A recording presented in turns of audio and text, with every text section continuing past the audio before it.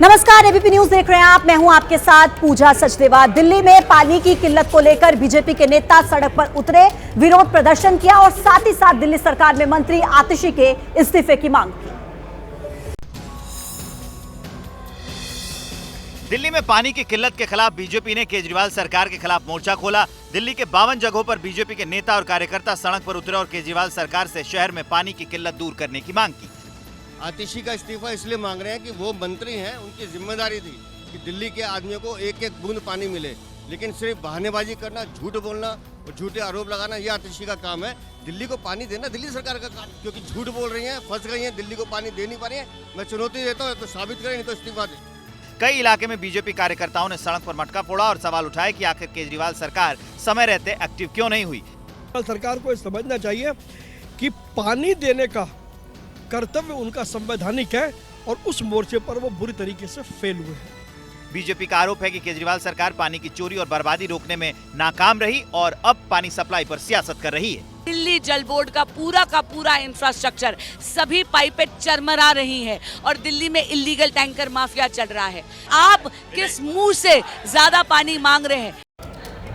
और वहीं जल संकट के इस मुद्दे पर आम आदमी पार्टी बीजेपी पर सवाल उठा रही है। कह रही है कि बीजेपी के नेता जल बोर्ड के अधिकारियों को काम करने से रोक रहे हैं।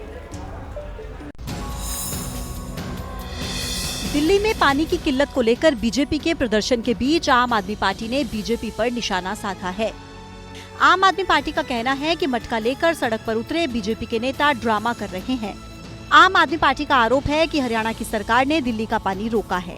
आप नेताओं का ये भी कहना है कि बीजेपी के कार्यकर्ताओं को हरियाणा सरकार के खिलाफ प्रोटेस्ट करना चाहिए। भाजपा के गुंडों के डर से अगर जल बोर्ड का कर्मचारी काम नहीं करेगा, पानी की सप्लाई रुक जाएगी, कैसे दिल्ली के लोगों को पानी मिलेगा? आपको लड़ाई लड़ना हमसे लड़िए, राजनीति करना हमसे करिए, गुंडागर्दी करनी हमसे करिए। अब जल बोर्ड के कर्मचारियों के ऊपर हमला करा रहे हैं, उनके ऑफिस तोड़ रहे हैं, फोड़ रहे हैं, पानी की सप्लाई बंद करा रहे हैं। आप गले में पटका, हाथ में मटका, ये भाजपाइयों का ड्रामा है। देखिए, वहीं दिल्ली में पानी की किल्लत से परेशान लोगों का गुस्सा सड़कों पर नजर आ रहा है। आज ईद के दिन पानी न मिलने से लोग काफी ज्यादा नाराज दिखे। बढ़ती गर्मी के बीच पानी की किल्लत ने दिल्ली वालों को परेशान कर दिया है। चिल्ला गांव में पिछले कई दिनों से पानी की आधी अधूरी सप्लाई हो रही है। यहां टैंकर के जरिए पानी की सप्लाई हो रही है। आज ईद के दिन यहां टैंकर भी बहुत लेट से पहुंचा। पंक्तियां है कि कमी तो होनी है इस पानी के शहर में, क्योंकि ना किसी के आंख में पानी बचा है, ना किसी के जज्बात में। सब कुछ खाली खाली सा है। ये घड़ा खाली है पानी के बगैर, लोगों के बर्तन खाली हैं क्योंकि अभी तक पानी नहीं आया है। एक आदमी आया, वो कह रहा है कि तब हम इस घड़े का क्या करें। वो इसलिए ये नाराजगी है इस बात की क्योंकि जो नेता विधायक हैं वो एक दूसरे पर ऐसे ही प्रदर्शन कर रहे हैं और बयानों के बाढ़ चला रहे हैं। हासिल कुछ नहीं हो रहा है। इलाके में जो विधायक हैं वो आम आदमी पार्टी के हैं, इलाके में जो सांसद हैं वो बीजेपी के हैं। दोनों एक दूसरे पर वार पलटवार कर रहे हैं। ये कह रहे हैं कि जनता को पानी मिलना चाहिए, आम लोगों को पानी मिलना चाहिए, इन डब्बों में पानी भर जाना चाहिए, लेकिन पानी नहीं मिल रहा है। तो दिल्ली में पानी की किल्लत का आलम यह है कि एक टैंकर आते ही भगदड़ मच जाती है। एक बाल्टी पानी के लिए लोग अपनी जान जोखिम में डाल रहे हैं। ये तस्वीरें चाणक्यपुरी के संजय कैंप की हैं। यहाँ पिछले कई दिनों से पानी की सप्लाई ठप है। टैंकर के जरिए यहाँ पानी की सप्लाई हो रही है। टैंकर पहुँचते ही भगदड़ जैसे हालात हो जाते हैं। जिस तरह की स्थितियाँ रोज हम स्क्रीन पर देख रहे हैं या तस्वीरें जो निकल कर आ रही है चाणक्यपुरी संजय कैंप के इलाके की, वही स्थिति कमोबेश आज भी नजर आ रही है। लोग यहाँ पर आपको इंतजार करते हुए हाथों में डब्बा लेकर अपनी लाइन लगाते हुए यहाँ पर नजर आएंगे। हर एक डब्बा जो है पानी वाला, जिसमें पानी भरा जाएगा, वो एक पहचान है कि लोगों अपनी लाइन में लग गए हैं। कितने बजे से इंतजार कर रही है? सुबह 6 बजे से। 6 बजे से। रोज कितने बजे आता है टैंकर? डेली कभी 7 बजे से आ जाता, कभी 7:30 बजे तक, कभी 8 बजे आ जाता। लेट से कभी 9 भी बज जाता। कितने डिब्बे आपके लगे? मेरे 8, 9, 10 डिब्बा है। इतने में पानी अगर सब पहुंच जाएगा तो हो जाएगा? नहीं होगा, नहीं होगा। आप कैसे करेंगे? पूरे दिन व्यस्त रहता पानी के चक्कर में। पूरे दिन यहाँ दौड़ भार करता है पानी के चक्कर में। पूरे दिन परेशान रहती है? परेशानी गर्मी में और समस्या बढ़ जाती है। बहुत समस्या। और यहाँ तक कि हालात ऐसे हैं कि टैंकर से भी रोज लोगों को पानी नहीं मिल रहा है। यहाँ तक कि ईद के मौके पर भी लोग पानी के लिए तरसते दिखे। बढ़ती गर्मी के बीच दिल्ली के कई इलाकों में पानी के लिए हाहाकार मचा हुआ है। लक्ष्मीनगर, ओखला, किराड़ी, चाणक्यपुरी, प्रेमनगर, सीमापुरी, मैदानगढ़ी जैसे इलाकों में लोग पानी के लिए परेशान हो रहे हैं। इन इलाकों में कई दिनों से लोगों को जरूरत के मुताबिक पानी नहीं मिल पा रहा है। कई इलाकों में टैंकर से पानी की सप्लाई हो रही है। बलजीत नगर इलाके के दुर्गा शक्ति मंदिर के ठीक बाहर हमारी मौजूदगी है और तस्वीरों में आप मेरे ठीक पीछे यहाँ पर देख पाएंगे बहुत सारे लोग जो हैं वो खड़े हुए नजर आएंगे। हाथों में डिब्बे हैं पानी जिसमें वो लोग भरकर अपने जो घर पर ले जाने का जो प्रयास है वो चल रहा है। यहीं से आप पानी भर लेकर जाएंगी तब दैनिक दिनचर्या की शुरुआत होगी। हाँ जी, हाँ जी, यही होती दिनचर्या शुरुआत हमारी। नेता कोई मंत्री कुछ नहीं आता है? नहीं, यहाँ कोई नहीं आता, यहाँ कोई भी नहीं आता। कितना देर इंतजार करना पड़ता है रोज इसी तरह पानी भरने के लिए? जी वो तो रोज दो तीन दिन पड़ता है पानी भरने के लिए, तब जाके पानी मिलता है। पानी खरीदती भी है? हाँ खरीदते हैं, कम पड़ता है तो पीने के लिए भी खरीदते हैं। वो ऊपर से खरीदते हैं वहाँ से। पश्चिम बंगाल के दार्जिलिंग में एक मालगाड़ी ने कंचनजंगा एक्सप्रेस को पीछे से टक्कर मारी। इस हादसे में 8 लोगों की जान चली गई।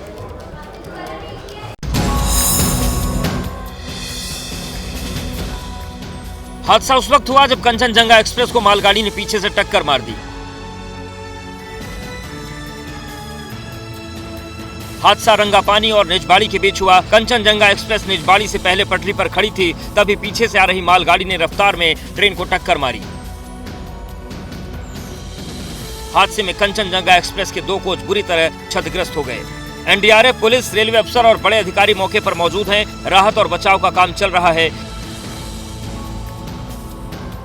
सूत्रों के मुताबिक मालगाड़ी ने सिग्नल तोड़ा और कंचनजंगा एक्सप्रेस को टक्कर मार दी। देखिए अभी जो हमारा अपडेट है वी हैव 8 कैजुअलिटीज़ है हमारे और देर आर अराउंड 25 इंजरीज। जो इंजर्ड है उनको नियर बाई हॉस्पिटल्स भेजा गया है for medical attention. Non fatal kind of injuries है और जो रेस्क्यू ऑपरेशन है अभी तो वॉर फुटिंग पे चल रहा है। We are trying to complete the rescue operation as soon as possible. Senior officials have already reached the. वहीं इस हादसे को लेकर कांग्रेस ने केंद्र सरकार पर निशाना साधा। कांग्रेस को कहना है कि रेल मंत्री वाहवाही लूटने के लिए मौके पर पहुंच रहे हैं।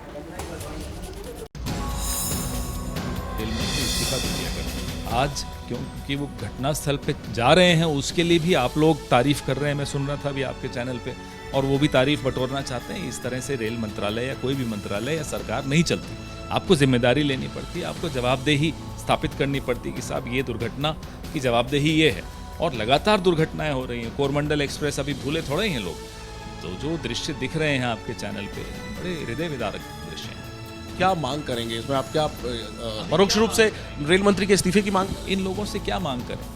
एक के बाद एक इतनी दुर्घटनाएं हुई हैं, किसी ने जिम्मेदारी ली है। अब रील बना बना के आप रेल मंत्री बन रहे हैं, तो आप रील मंत्री नहीं हैं, आप रेल मंत्री हैं। पहले तो उन्हें ये याद दिलाया जाए। ठीक है, जो लोग सर जो लोग इसमें मारे गए हैं, कई घायलों की जानकारी आ रही है, उनको लेकर के कांग्रेस पार्टी हार्दिक हमारी संवेदनाएं उन परिवारों के साथ है और ख़ास तौर पे वो लोग जो अभी बोगी में फंसे हुए हैं। हमारी ईश्वर से प्रार्थना है कि उनको जल्द से जल्द निकालें और सुरक्षित निकाला जा सके। सबसे पहली प्राथमिकता हम सबकी है। 2 सवाल छोटे छोटे। मणिपुर के हालात को लेकर गृह मंत्री अमित शाह एक्शन मोड में हैं। आज उन्होंने मणिपुर के हालात पर चर्चा करने के लिए एक अहम मीटिंग बुलाई है।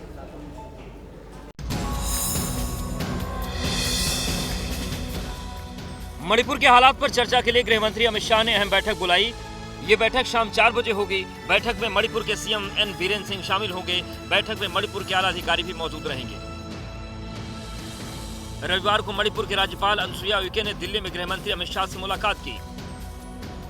मणिपुर में पिछले 1 साल से जातीय हिंसा हो रही है। पिछले साल मई में मणिपुर में मैतेई और कुकी समुदाय के बीच हिंसा भड़की थी। तब से अब तक राज्य में रुक रुक कर हिंसा हो रही है। हिंसा में 150 से ज्यादा लोगों की जान जा चुकी है। बड़े पैमाने पर आगजनी के बाद हजारों लोग विस्थापित हुए।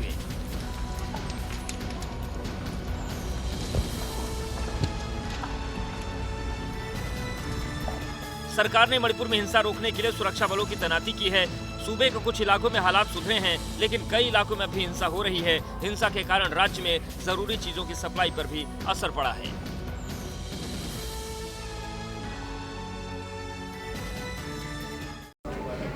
नीट पेपर लीक केस की जांच कर रही टीम ईओयू ने 6 पोस्ट डेटेड चेक बरामद किए हैं और टीम को यह आशंका है कि ये जो चेक है ये पेपर लीक माफिया को दिया गया था।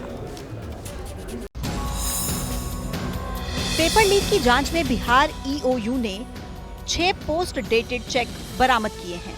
जांच एजेंसी को संदेह है कि ये चेक पेपर लीक माफियाओं को जारी किए गए थे। एजेंसी अब इस मामले में उन खाता धारकों की जानकारी जुटा रहा है जिनके अकाउंट से ये चेक जारी किए गए हैं। नीट पेपर लीक केस की जांच के दौरान बिहार पुलिस को पटना के खेम नीचक के लर्न प्ले स्कूल की छत पर जले हुए प्रश्न पत्र और आंसर शीट मिले थे। पुलिस ने इस मामले की जांच के लिए एनटीए से मूल प्रश्न पत्र उपलब्ध कराने की मांग की थी। कई बार रिमाइंडर भेजने के बाद भी एनटीए ने अब तक ईओयू को मूल प्रश्न पत्र नहीं भेजा है। स्कूल की छत से मिले पेपर की एफएसएल जांच से मिलान करने की तैयारी है। बिहार पुलिस ने पेपर लीक केस में 13 लोगों को गिरफ्तार किया है।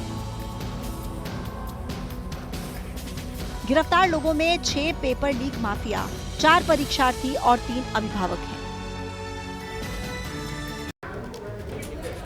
नीट परीक्षा रद्द करने की मांग कर रहे छात्र पेपर लीक का आरोप लगा रहे हैं और इसी बीच बिहार पुलिस की एफआईआर भी इसी ओर तस्दीक कर रही है। नीट परीक्षा में धांधली से जुड़ी बिहार पुलिस की ये एफआईआर की माने तो परीक्षा से पहले ही पेपर लीक हो गया था। बिहार पुलिस ने नीट परीक्षा में गड़बड़ी की शिकायत पर कार्रवाई करते हुए आयुष राज, नीतीश और सिकंदर को गिरफ्तार किया है। गिरफ्तार आयुष परीक्षार्थी है। एबीपी न्यूज के पास बिहार पुलिस की एफआईआर की एक्सक्लूसिव कॉपी है। बिहार पुलिस की पूछताछ में आयुष ने सनसनीखेज खुलासा किया है। आयुष ने बिहार पुलिस को बताया कि 5 मई की परीक्षा से एक दिन पहले 4 मई की रात पटना के एक स्कूल में ले जाया गया। स्कूल में उसे नीट का पेपर और आंसर शीट दिए गए। आयुष के साथ 20 से 25 छात्र और थे। आयुष ने पुलिस को बताया कि अगले दिन परीक्षा में वही पेपर आया जो रात में उसे दिया गया था। पटना पुलिस ने नीट पेपर लीक मामले में 13 आरोपियों को जेल भेजा है। गिरफ्तार आरोपियों में सिकंदर और नीतीश पेपर लीक माफिया हैं। इन दोनों ने पूछताछ में माना कि नीट परीक्षा का पेपर लीक एक दिन पहले हुआ था। परीक्षार्थियों को पेपर 30 से 40 लाख रुपए में बेचा गया था। पैसे देने वाले छात्रों को पेपर के साथ आंसर शीट दी गई थी।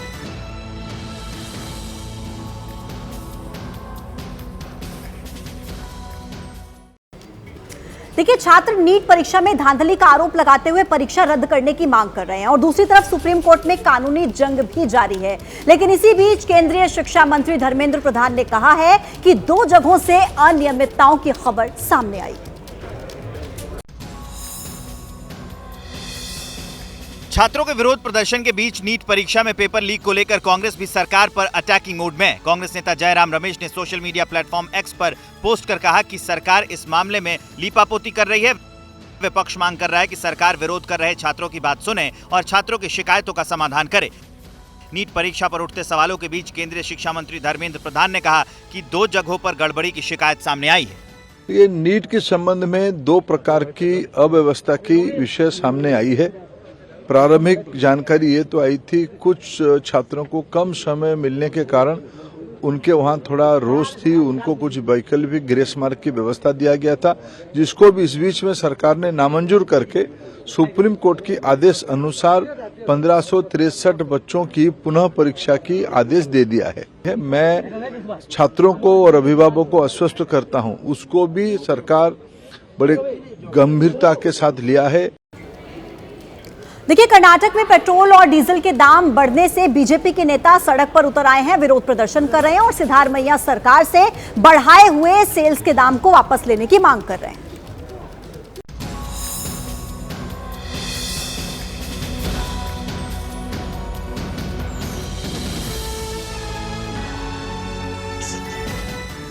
कर्नाटक में तेल के दाम बढ़ने का विरोध करने के लिए बीजेपी के नेता सड़क पर उतरे। कर्नाटक के कई शहरों में बीजेपी कार्यकर्ताओं ने सड़क पर उतरकर तेल के बढ़े दाम का विरोध किया। शनिवार को कर्नाटक सरकार ने तेल पर सेल्स टैक्स बढ़ा दिया था। सेल्स टैक्स बढ़ने के बाद कर्नाटक में पेट्रोल की कीमत 3 रुपए बढ़ गई। कर्नाटक में पेट्रोल 99 रुपए 84 पैसे प्रति लीटर से बढ़कर 102 रुपए 84 पैसे प्रति लीटर हो गया है। वहीं डीजल के दाम 3 रुपए 5 पैसे प्रति लीटर बढ़े हैं। डीजल की कीमत 85 रुपए 93 पैसे से बढ़कर 88 रुपए 95 पैसे हो गई है। बीजेपी मांग कर रही है कि कर्नाटक सरकार सेल्स टैक्स में की गई बढ़ोतरी वापस ले।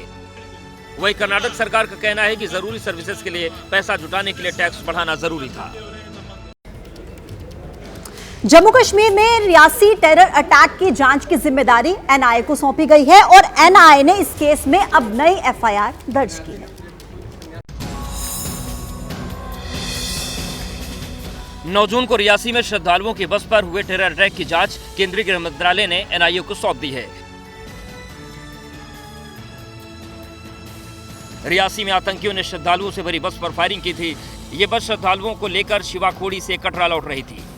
आतंकियों की फायरिंग के बाद बस खाई में गिर गई। इस टेरर अटैक में 9 श्रद्धालुओं की जान गई थी, जबकि 33 श्रद्धालु घायल हुए थे। 10 जून को एनआईए की फॉरेंसिक टीम ने रियासी पहुंचकर सबूत जुटाए थे।